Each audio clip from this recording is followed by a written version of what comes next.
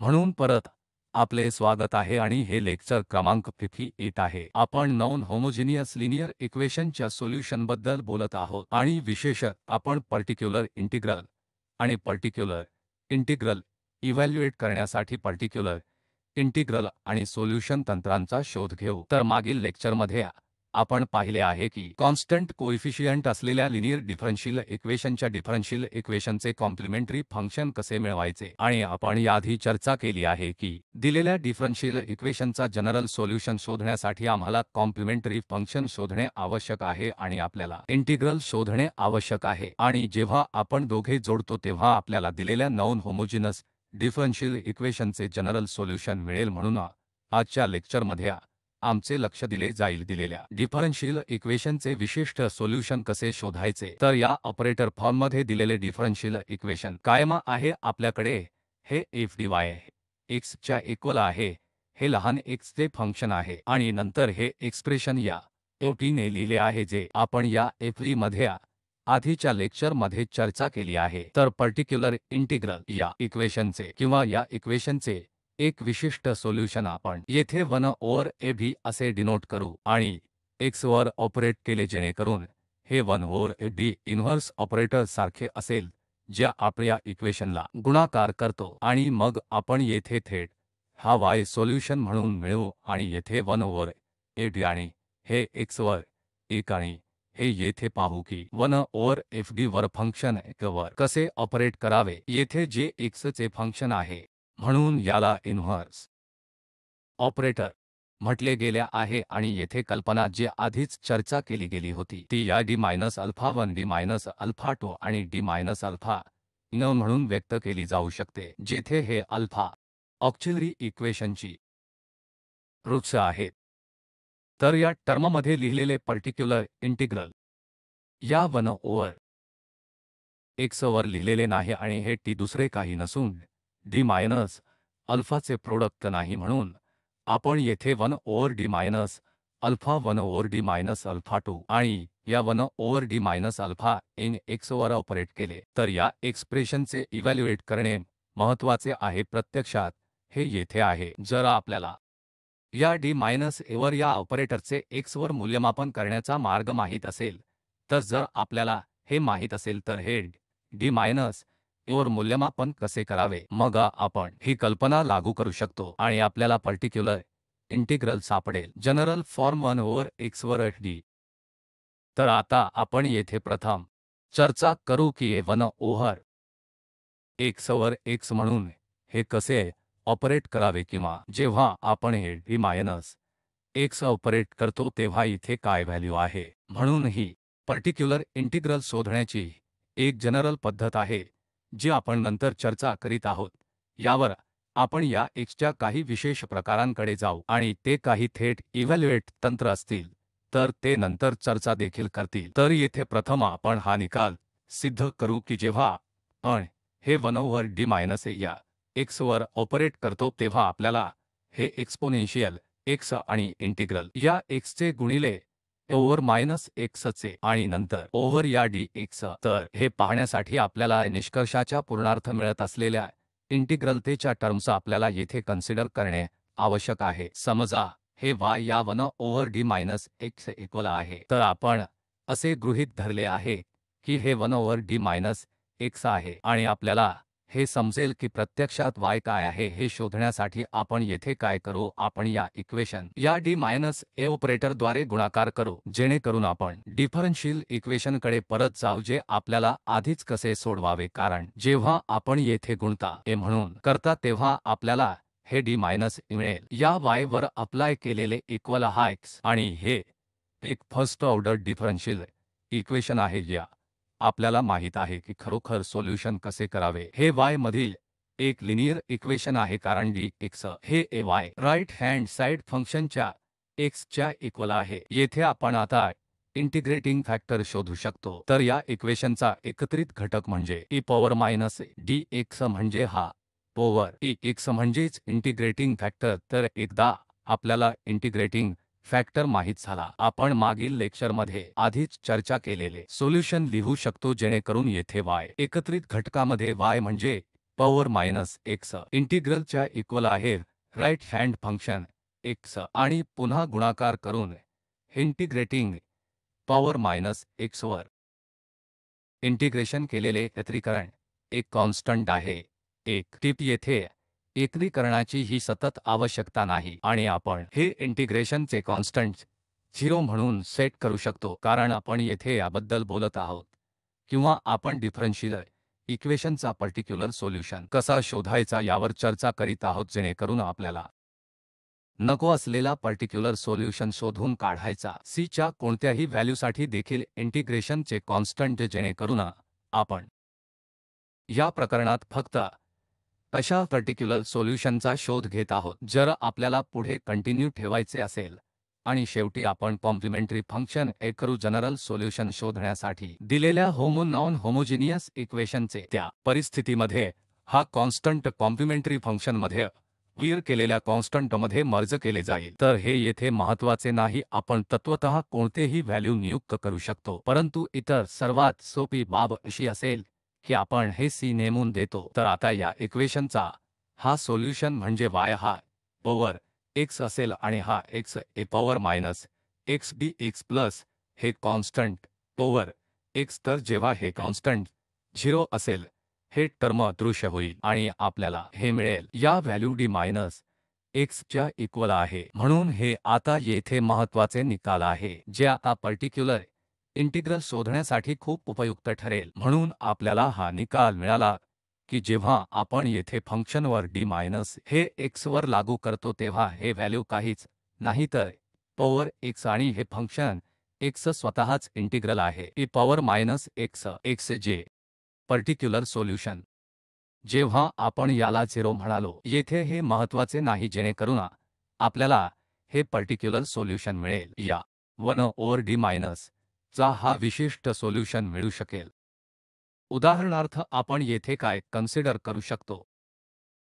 तर हा परिणाम सूचित करीत आहे जेणेकरून जेव्हा आपण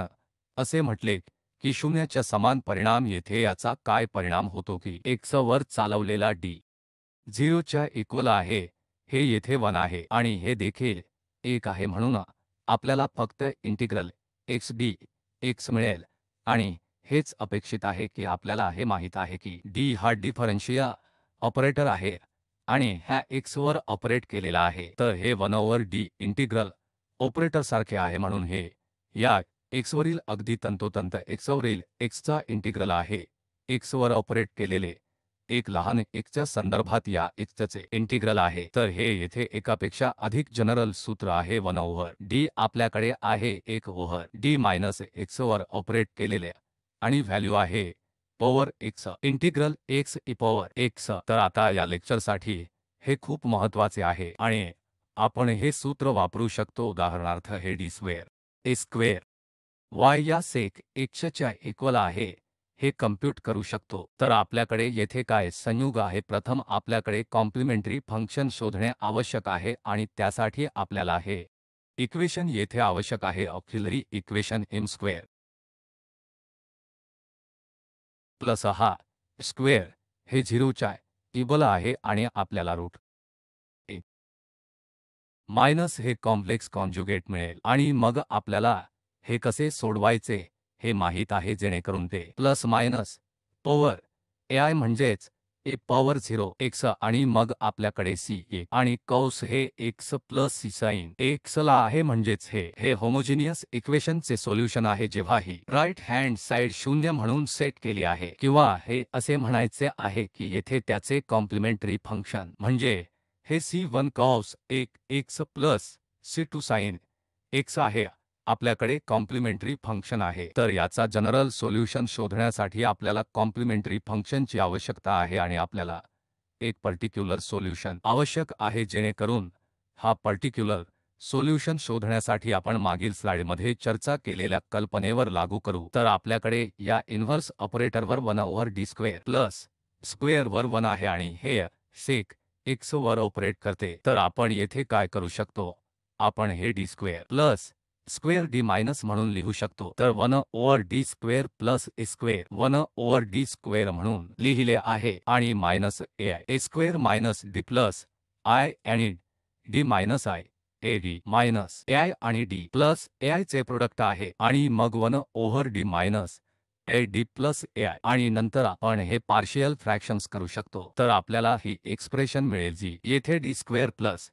स्क्वेअर दिली गेली आहे आणि आता आपल्याला या सेक x वर ऑपरेट करायचे आहे. ही कल्पना आहे कारण आपल्याला आधीपासून 1 over D minus I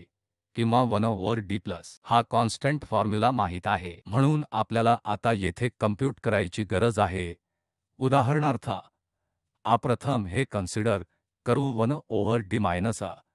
I या सेक x वर ऑपरेट केले आणि सूत्र जे व्हॅल्यू आधी काढले गेले होते ते e पॉवरच्या इक्वल असेल. हे कॉन्स्टंट टाइम्स x इंटिग्रल हे फंक्शन सेक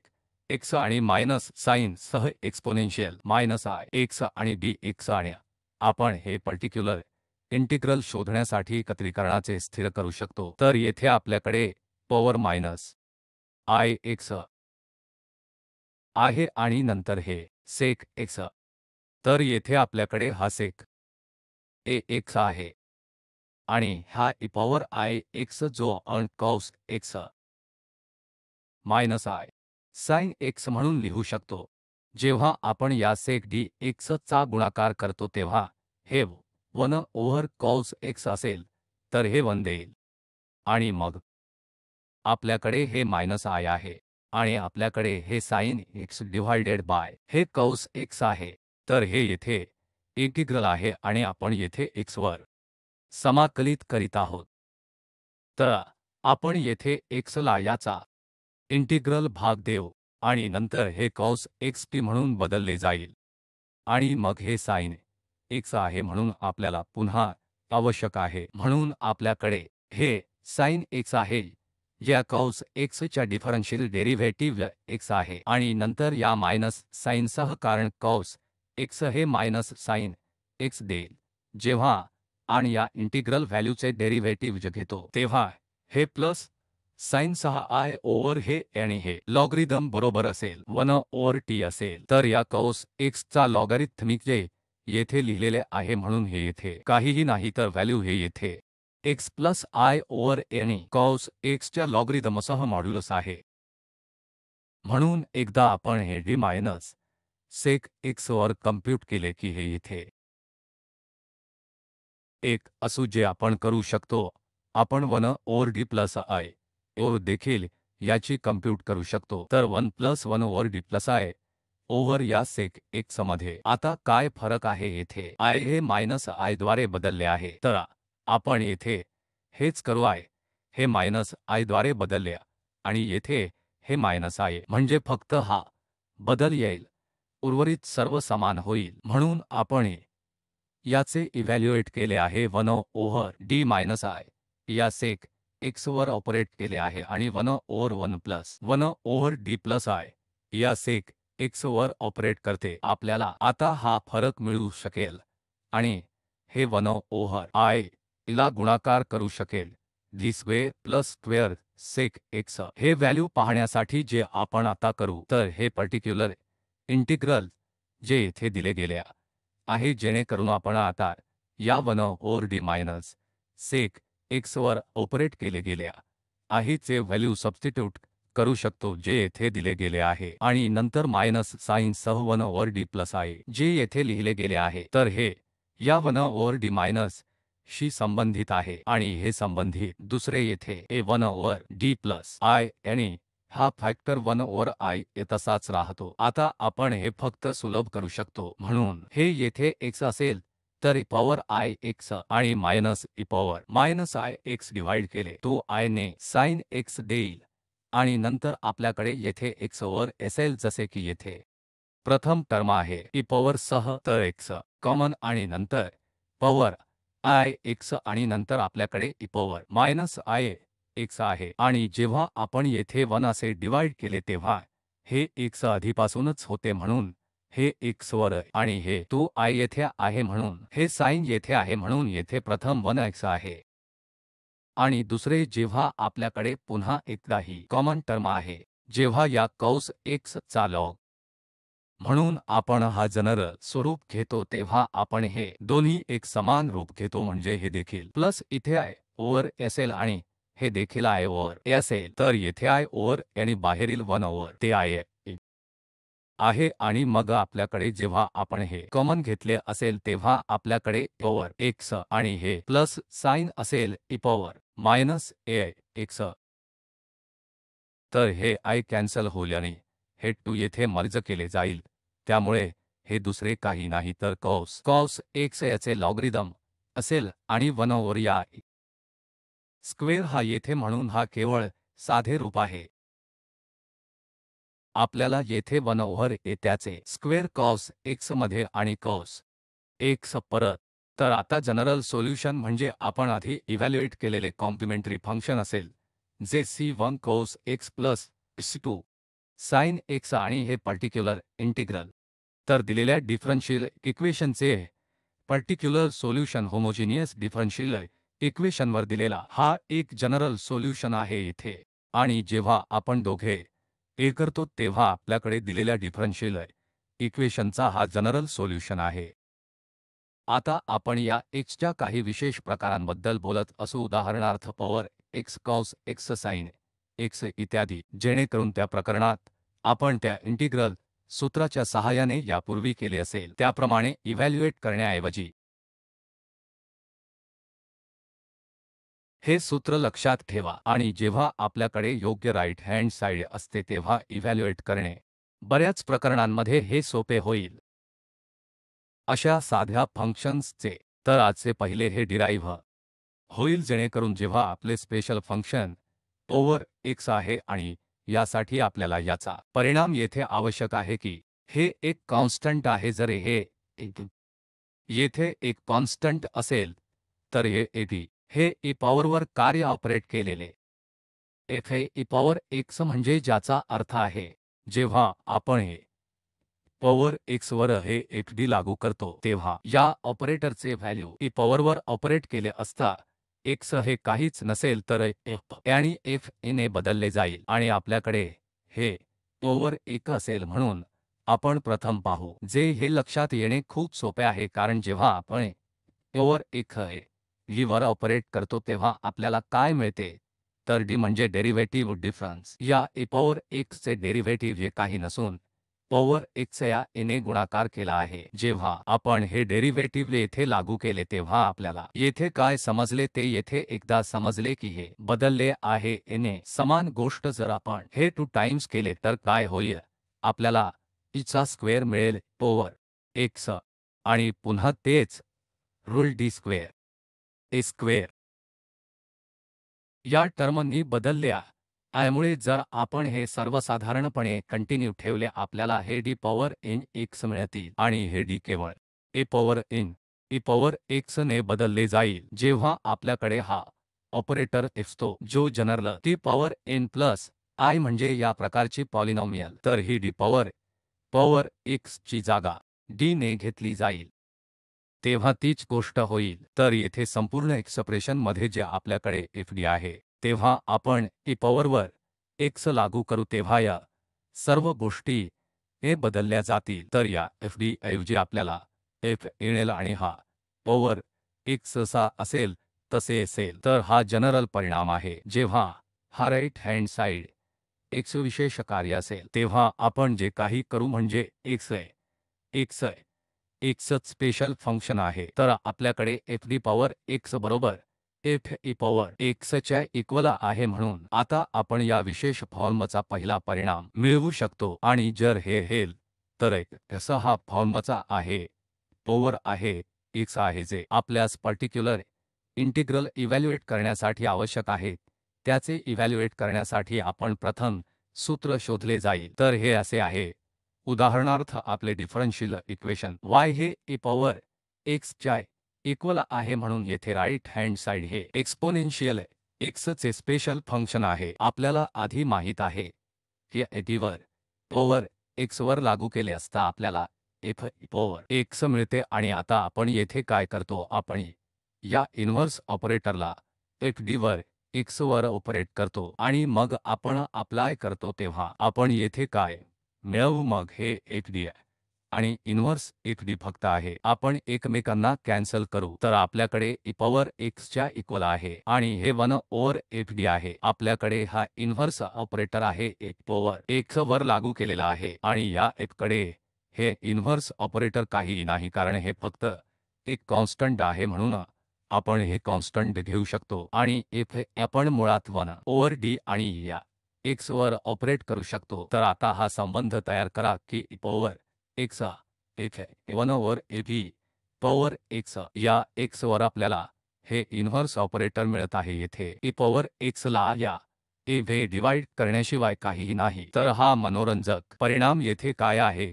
की जेव्हा आपण हे 1 ओव्हर fd e पॉवरवर ऑपरेट करतो तेव्हा आपल्याला बरेच काही करण्याची गरज नसते. आपल्याला ते सूत्र पूर्वी प्राप्त झाले होते. आपण फक्त d ला a बदलले जाईल आणि ती या 1 ओव्हर fd ऑपरेटरची व्हॅल्यू आहे. जेव्हा आपल्याकडे हे right hand side function e power x असेल तेव्हा हे येथे काय असावे की हे f 0 नसावे अन्यथा आपण येथे डिवाइड करू आणि हे सूत्र वैध नाही. तर हा पुन्हा महत्त्वाचा पॉइंट आहे की a 0 च्या इक्वल नसावे अन्यथा यामुळे आता अर्थ नाही असा प्रश्न उद्भवतो की काय होईल. हा f आहे तर आपल्याकडे हे fd आहे आणि जेव्हा आपण येथे a ची जागा सबस्टिट्यूट करतो आणि जर हे 0 झाले तर या पर्टिक्युलर इंटिग्रलमध्ये येथे काय बदल होतील. तर आता येथे हे तंतोतंत आहे जेव्हा आपण घेतो की जर हा a 0 च्या इक्वल असेल तर निश्चितपणे d मायनस a ह्या d चा फॅक्टर आहे कारण काही गोष्टी हे 0 बनवित आहे. तर हे फंक्शन येथे एक पॉलिनॉमियल फंक्शन आहे. तर एक फॅक्टर d मायनस a आहे जो d मायनस a किंवा a स्क्वेअर d सह 0 बनवित आहे. एक फॅक्टर d मायनस a आहे म्हणून काही पॉवर 1 मध्ये फॅक्टर d मध्ये दिसून येतो परंतु येथे एक फॅक्टर कमीत कमी एक d मायनस a सह येथे एक फॅक्टर आहे. तर हे कन्सिडर करा की d हे मायनस शिवाय काहीही नाही आणि हे gd म्हणून दुसरे फंक्शन लेफ्ट येथे जेव्हा आपण हे d मायनस a बाहेर घेतले तर त्या प्रकरणात आता fd ओव्हर x वर काय होईल जेव्हा आणि येथे कार्य करतो तेव्हा gd वर 1 मायनस a म्हणून लिहू शकतो कारण fd मायनस आणि gd होता. आणि आता आपण प्रथम हे e पॉवर ओव्हर gd वर x ऑपरेट करू शकतो. समजा हे g 0 च्या इक्वल नाही. जर g देखील 0 असेल तर आपल्याकडे या gd मध्ये आणखी एक फॅक्टर आहे आणि आपण पुन्हा करू शकतो. पुन्हा हा gd फॉर्म काढा आणि त्या प्रकरणात हा स्क्वेअर असू शकतो आणि मग जे काही शिल्लक असेल ते आपण पर्याय घेऊ. आपण d ने सबस्टिट्यूट करू तर आपल्याला येथे सबट्रॅक्ट करायचे आहे म्हणून आपल्याकडे हे 1 ओव्हर gd आहे. आपण असे मानतो की g 0 नाही कारण आपण हे d मायनस आधीच काढले आहे आणि समजा हे g 0 नाही तर असे होईल की ऑपरेटरच्या या व्हॅल्यू येथे e पॉवर x वर 1 ओव्हर g ऑपरेट केले आहे. आपण पाहिले आहे की जर g 0 नसेल तर येथे व्हॅल्यू 1 ओव्हर येथे 1 over dj e power exponential x वर ऑपरेटेड असेल तर आपल्याकडे 1 ओव्हर g e पॉवर 1 आहे आणि पुन्हा हा फॅक्टर 1 ओव्हर d मायनस ही सेटिंग येथे दिली आहे जसे की ही g 0 च्या इक्वल नाही जे पुन्हा अजम्पशन आहे आणि जर हे 0 असेल तर आपण पुन्हा त्याच पद्धतीने हाताळू. आपण हा फॅक्टर d मायनस या g पैकी काढून घेऊ आणि उर्वरित मध्ये आण पुन्हा या d ला ने बदलून हँडल करू. तर आता आपल्याकडे हे 1 ओव्हर d मायनस वर आता ऑपरेट करावयाचे आहे जे आता यावर 1 over g e power x आहे. याचा अर्थ असा की 1 ओव्हर g आपण आता बाहेर काढू शकतो कारण हा ऑपरेटर आता कॉन्स्टंट वर आपण आधी पाहिलेल्या इंटिग्रल ऑपरेटरसारखे काहीही नसेल तर 1 over d minus a power x वर ऑपरेट करत आहे. आता आपण हे सूत्र वापरतो जे सर्वसाधारणपणे काढले होते की 1 ओव्हर d मायनस x हे काहीच नाही तर e power x integral x e power minus x dx म्हणून येथे जेव्हा आपण हे एकदा लागू करतो तेव्हा आपली राईट हँड साइड x आहे ओव्हर x. तर येथे ओव्हर x आणि हा x काहीच नाही तर ओव्हर x आणि पॉवर मायनस x हे एकमेकांना कॅन्सल करतील। आपल्याकडे फक्त 1 या इंटिग्रलाखाली असेल तर या 1 चे इंटिग्रल केवळ x असेल। तर आपण येथे dx मिळवूया, म्हणजे x वर इन्व्हर्स ऑपरेशन x वर d minus e power x आपल्याला देईल x e पॉवर x, आणि हे 1 ओव्हर g जसे आहेत तसेच बसले। जसे की आपल्याला आता जे मिळाले आहे ते म्हणजे जर 1 ओव्हर ab पॉवर x आणि हे फॅक्टर असेल, जर a हे 0 च्या इक्वल असेल त्यात d मायनस सारखे फॅक्टर असणे आवश्यक आहे। आणि जेव्हा आपल्याकडे 1 मायनस 1 ओव्हर d मायनस असेल तर व्हॅल्यू ऑपरेटरचे x पॉवर x असेल। बरं, म्हणून आता हे पर्टिक्युलर इंटिग्रल शोधण्यासाठी कोणत्या लहान पद्धती आहेत? जर हा x या फॉर्मचा असेल तर पॉवर x आपण काय करू तर 1 over ab power x 1 over a power x हे d केवळ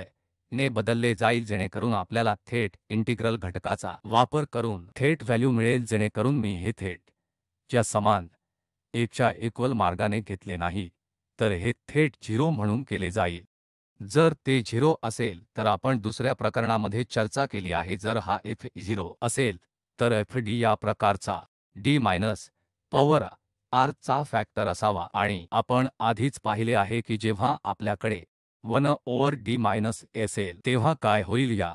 पॉवरवर x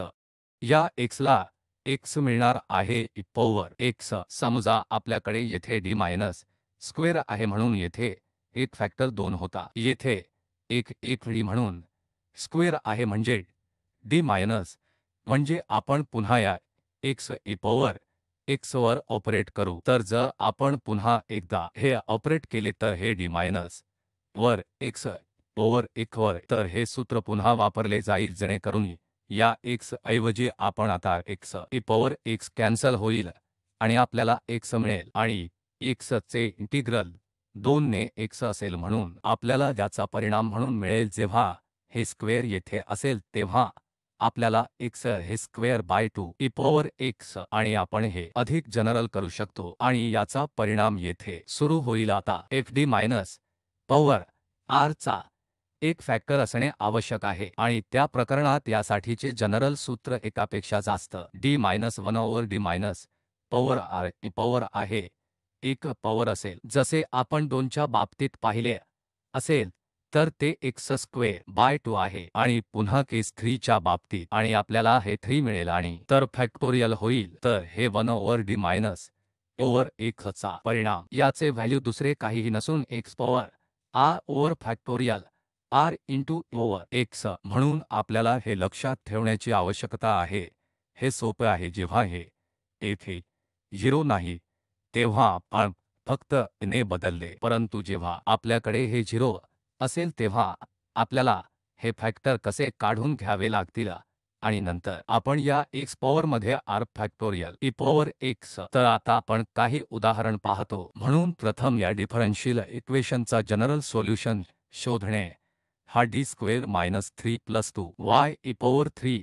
x च्या इक्वल आहे। तर कॉम्प्लिमेंटरी फंक्शन जे